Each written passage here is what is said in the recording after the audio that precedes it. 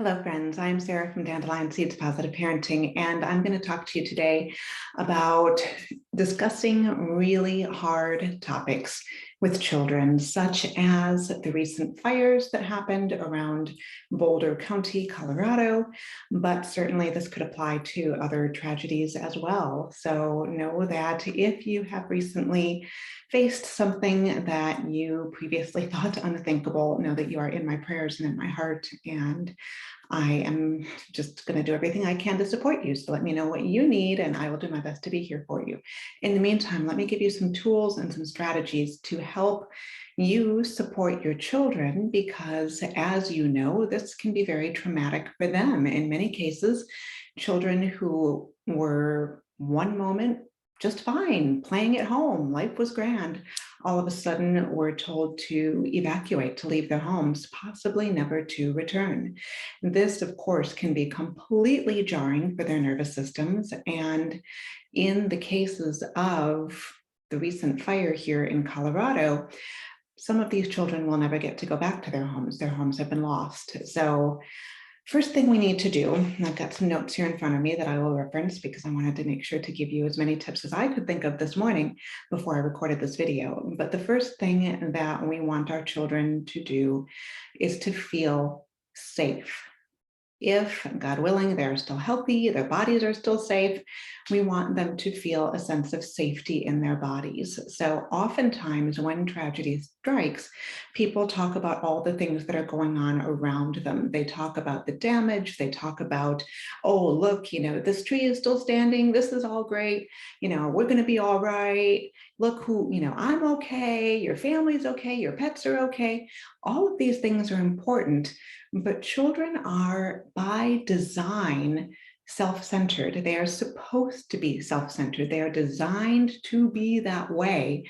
And it's what helps keep them, what has helped keep them alive throughout many, many, many years of history, when children were often needing to fend for themselves in really dangerous situations. The world has only recently, in the grand scheme of things, become a world of, nice homes and indoor plumbing and all those things. So biologically, children are designed to be self-centered, to be thinking of me first, right?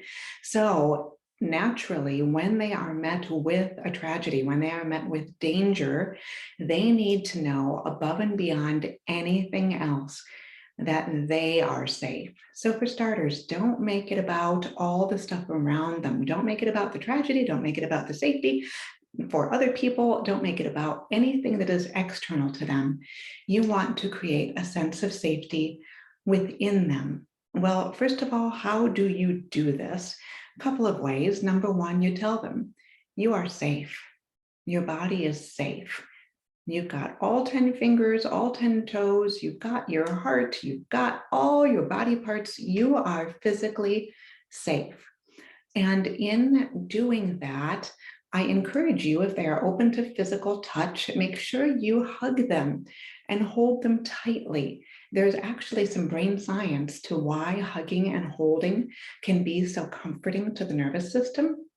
Back when we were in the womb, when we were in utero, we were held very tightly. That was the ultimate sense of safety. So when we do this, when we give them a big loving squeeze and simply hold them, it provides what is called proprioceptive input, which means it gives their bodies a sense of internal safety. This is not a safety that can be spoken to with words. Words and word comprehension happen in a very different part of the brain. The basic limbic system, the brain stem, needs to know on a fundamental non-verbal level that there is safety here. So by all means, if they are open to touch, give them so many extra hugs, tight, long hugs, unless of course they don't want them, in which case you need to respect their body boundaries. But if they are open to that extra holding, that extra snuggling, those extra stories, those extra late night cuddles, whatever it may be, provide all of the physical touch and security of hugging that you possibly can. It sounds basic, but it is especially important when children are struggling with potentially traumatic events. Next point I want to say is that we need to allow them the space to feel their feelings. Now, this might be really hard for us, especially if we were not allowed to feel our feelings when we were little. Oftentimes we were told, oh, you're okay. Everything's going to be all right. Don't worry about it. We'll find a way. We'll take care of this. All those things are well and good. But when we do that, we are not taking the time to reach into the depths of their heart and help them find the safety within them. Doctors Tina Payne Bryson and Daniel J. Siegel often talk about name it to frame it and feel it to heal it. When we are doing emotion coaching with our children, we want to give them the emotional vocabulary to talk about what they're feeling, and feel it to heal it means we want them to be able to feel it to heal whatever it is they're feeling. It doesn't work if we say, oh my goodness, your feelings are too much for me, your anger, your fear, your sadness, whatever it is. Here, why don't we just go turn on TV and distract ourselves for a while? Or even worse in some cases, let's look at the bright side. Let's pretend everything is fine when it's not. All that does is teach our children to mask their big feelings, and it teaches them at a subconscious level, I'm not safe to have these feelings. These feelings are too big for my special big people, so they certainly have to be too big for me. I can't trust myself in these feelings. I'm supposed to mask them. Well, as you can imagine, teaching young children to mask their feelings by not talking about them, not expressing them wholly and completely and fully, can lead to deeper, scarier masking behaviors as they get older. So I don't say that to scare you, but I do want to say that to emphasize the importance of letting our children cry as long as they need to. We want them to be all the way done with their big feelings so they can move on. We all know how it feels when we are having a big emotional release and somebody comes and puts their arm around us and says, don't worry about it. This is no big deal. Well, forget that. It sure is a big deal to me. My feelings are valid. Same thing is true for our children. So we might need some self-regulation tools. We might need to give ourselves a big bear hug and squeeze and squeeze. It actually works for adults too, even when we're doing it to ourselves. We might need to pray. We might need to meditate. We might need to do belly breaths. We might need to go outside and spend some time in nature if we can. Whatever our sensory calming tools are, use them, because we are going to need to be as grounded as possible for our children so we can hold space for their big feelings. By the way, I have a separate mini course on my website, dandelionseeds.com, dandelion-seeds.com, about holding space for big feelings, because it can be really, really hard for us as the adults to let our children process fully, as they often need to. But do let them process fully.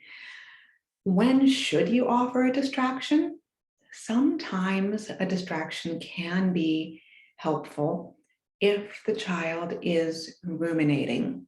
Now, you know your child best, and particularly if it's just been a day or two since the big traumatic event, they're not ruminating yet. They are still feeling, they are still processing, they are going through the stages of grief and shock, and it will be completely normal for their feelings to ebb and flow, to go up and down, to be unpredictable.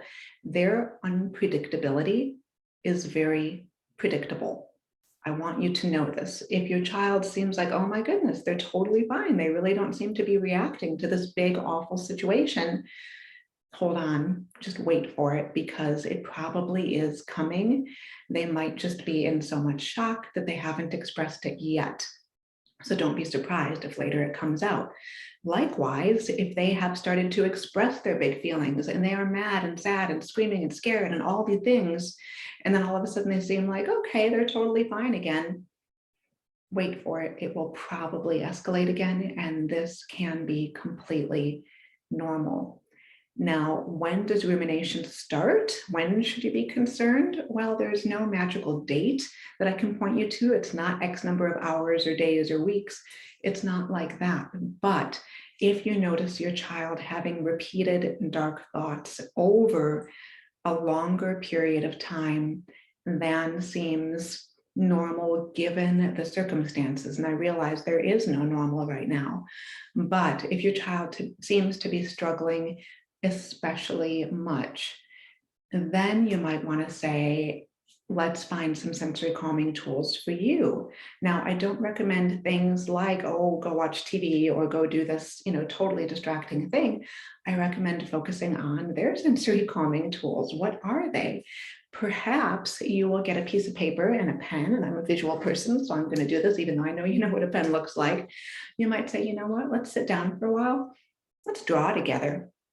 Now, I would not recommend giving them any guidance. I would recommend saying, just draw whatever comes up for you. You might have a child who draws a kitty cat, and if they're drawing a kitty cat, fantastic, draw a kitty cat. You might have a child who draws a fire. You might have a child who draws some version of the tragedy that they have faced. And when they do that, your job is to let them draw it however they need to express it. This is not you coming in and saying, let's make it better. Let's, draw the firefighters who came to help, or let's draw the EMTs who came to help. That comes later, and I do want you to do those things. But for right now, let your child express themselves in the ways that they need to express themselves. You might also see this come out in their play. It might be role play with stuffed animals. It might be sibling play. It might be your child's way to reenact the tragedy. And sometimes as a parent, as a loving caregiver, it can be really tempting, especially if your child is telling a story, either through play or actual storytelling or whatever it may be. It's really tempting if your child is saying, and then the house burned down, period, end of story. It's really tempting as the adult to come in and say, yes, but we're going to be okay. And look at all these things that happen that are going to make things right with the world, whatever. That too can be problematic because your child might just need to process the house burned down. Put a period at the end of that sentence for a little while. Let their feelings be, let their play be, even if it seems really macabre to you. Let it be, because they might need to sit in the discomfort of their experience to find internal safety with the discomfort of their experience. It absolutely will occur to them, you know what, the house burned down and I'm still here. Especially for a younger child, you can fairly soon after the fact say, you know what, I noticed in your art or in your story or in your play that the house burned down. What was that like for you? Talk to them about their feelings about it. Then, once you feel that they have fully expressed what they need to express in whatever way they need to express it, then by all means, start talking about the helpers. As Mr. Rogers said, look for the helpers. Help your children look for the helpers. And I want you then to invite them. They may push back. They may not be ready. They may not be interested. And they may legitimately not have a need in that moment. But you can invite them. You know what? Let's go back. Let's draw another picture. Let's draw a picture of the helpers. Because then you prep them for what we call a growth mindset, where they're able to see beyond the focus of their trauma. So do come back to the good things. Do come back to who came to help? What happened? How did we keep you safe? From here, you can move on to the next layer of healing, which is to invite your child to look alongside you at all of the safety that is surrounding them right now. If you are physically displaced, if you're staying someplace else, be it a hotel or someone's basement, wherever you may be, you can say, you know what? I notice safety in these walls. I notice safety in this pet that I'm stroking right now. I notice safety in the clothing that I'm wearing. It's keeping me warm. I'm noticing safety in, oh, do you see those cars driving down the street? Everybody in those cars is safe. Do you see safety in the sunshine? The sunshine is smiling down on us right now. You can find safety all around you. And I encourage you to avoid doing a compare and contrast when you are doing the safety exercises, because we don't want to say, oh, look, well, that house is not burning. That house is standing, because then you're reminding your child, oh, that house is burning. Believe me, the child is already perfectly well aware of the houses that have burned or whatever your tragedy may be. We want to focus on just that house is standing. Hard stop. This tree is beautiful. Hard stop. Help them be aware of the beauty and safety that surrounds them, separate from the trauma and the tragedy that they have experienced.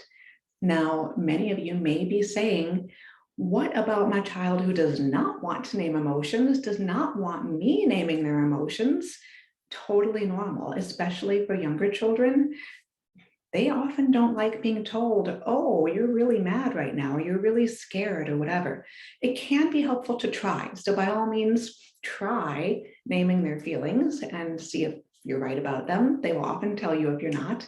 A softer version of that can be, I wonder if you're feeling sad about the loss of our home. I'm wondering if you're feeling sad about the loss of your pet. I'm wondering if you're feeling scared about where we'll go next. I'm wondering if, now I don't encourage you to plant seeds about things they're not actively worrying about yet, but when they are upset about something, you usually know what it is. And you can say, I'm curious whether you're feeling more angry or more scared right now. That usually can feel like an emotionally safer way to help them figure out what it is they're feeling. Now, if they're not open to this, or even if they are, I encourage you to model emotional intelligence and naming your feelings as well. That does not mean that you put your child in charge of your feelings. It does not mean you scare them further. What it looks like is this. I felt really scared when this thing happened. And then you add, here's what I'm doing to create safety in my body. I am choosing, when I feel my fear come up, that's when I pray. That's when I meditate. When I feel fear comes up, when I feel fear come up, I go outside and I look at the sky and I am thankful to nature for being here in such peaceful ways right now. Name what you do specifically, whatever your thing is. Tell your child what you do. You are modeling naming your feelings. You are modeling what you do about them when they start to feel overwhelming to you. And I want you to remember this too. All feelings are normal. All feelings are healthy. They will ride over you like waves unless you don't express them. So express them and get them out, and that makes room for the next wave to come through. And that wave may just be something that feels more peaceful to your body, knowing that it too will pass and other feelings will come in, but then you make room for more of that happiness and gratitude and joy and peacefulness and all of the things that you want to be feeling more often. You make room for those things. Let me see if there's anything else. Couple of things here that I do want to add. I talked about looking for the helpers. That is a very important strategy. Again, thanks to Mr. Rogers for suggesting that we look for the helpers. I want you to have specific conversations with your children about the helpers. Now, we often think of the obvious helpers. For example, if we're talking about fires, look at all the firefighters who came to help. Wow, what brave, strong, loving humans they are who show up for others. Can you feel their love when they are taking care of others? You ask questions like this to help them see the good in these people. You can also point to the less obvious helpers. Do you know that there are people working extra hours in restaurants and grocery stores right now so that enough people have food and shelter and safety? There are hotel workers. There are all sorts of people who are taking care of others right now. Last point for today, point out ways and brainstorm ways with your child about how your child can be a helper. Now, it doesn't mean, especially if your child is very young, it doesn't mean that they have to go out and fight a fire. What it may mean is, you know what? Let's sit and draw a picture together of what safety looks like. And when we see somebody who looks like they need this picture, let's give it to them. Maybe we can pray for somebody. Maybe we can do a loving kindness meditation and share our love out with the world that way. What are some small things that we can do to help brighten other people's day? Now, there is some science behind this, and we don't necessarily have to be helping directly for the cause of the tragedy or the trauma. We can help in lots of little ways. We might go outside and we might just dust off a neighbor's mailbox if it's covered in snow, for example. There are lots of little things we can do to help somebody. And the science behind this is helping others is a total win-win, because not only do we help them with something, no matter how small it may be, but when we do good works for others, we feel better. So oftentimes, even when you are feeling at your lowest, when your child is feeling at their lowest, feel those things. And as soon as you can come up with any sense of inner safety within you at all, go and do something, no matter how small, for someone else. Even if it's just holding a door for somebody at the store, whatever it may be, it can be a small, small thing. But when we do good things for others, it increases our happiness chemicals in our bodies, and it's a win-win for them because they benefit and we feel better for having helped. So as I mentioned, my prayers are with all of you who are struggling or suffering in any way right now. Let me know if you need more tips, more tools, more support. I've got lots of resources for you online and otherwise through coaching, and I'm here for you. Let me know what you need, and please take good care.